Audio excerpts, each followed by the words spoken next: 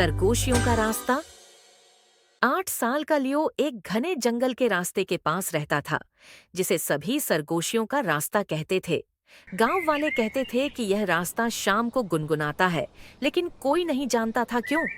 लियो की मां ने चेतावनी दी, सूरज ढलने के बाद उस रास्ते पर मत जाना।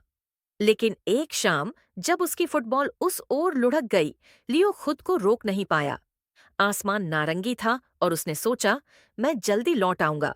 जैसे ही वह रास्ते पर कदम रखा, हवा में एक हल्की गुनगुनाहट सुनाई दी, जैसे कोई उसका नाम पुकार रहा हो। लियो ठिठक गया। कौन है वहां? उसने गेंद को कसकर पकड़ते हुए पुकारा। कोई जवाब नहीं। रास्ता आगे मुड़ रहा था, जहां ऊंचे पेड़ झुकते हुए दिख रहे थे। उसका दिल जोर जोर से धड़क रहा था।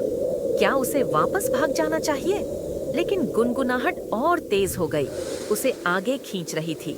एक मोड़ पर उसे जमीन पर एक छोटा लकड़ी का डिब्बा मिला, जिस पर तारे उकेरे हुए थे। डिब्बा बंद नहीं था, लेकिन लियो के हाथ कांप रहे थे जब उसने इसे देखा। अंदर एक चिकना पत्थर था, जिस पर सच शब्द खरोंचा हुआ था। अचानक गुनगुनाहट रुक गई। लियो को याद आया कि कल उसने अपनी माँ से झूठ बोला था। कहा था कि उसने अपना कमरा साफ कर दिया, जबकि उसने नहीं किया था। क्या यह पत्थर उसे देख रहा था? वह पत्थर जेब में डालकर घर की ओर दौड़ा। उस रात उसने पत्थर को अपने तकिए के नीचे छिपा दिया। डर था कि कहीं यह चमके या बोले। क्या यह उसकी माँ को बता देगा? अगले दिन लियो से रहा नहीं गया।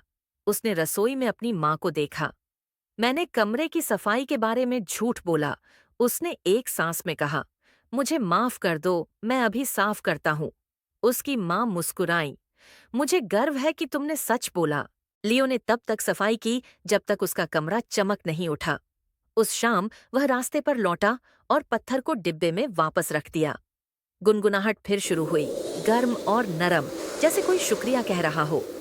लियो ने इसके बाद फिर कभी वह आवाज नहीं सुनी, लेकिन वह हमेशा सच बोलने लगा। सीख: ईमानदारी मन को शांति देती है और भरोसा कमाती है।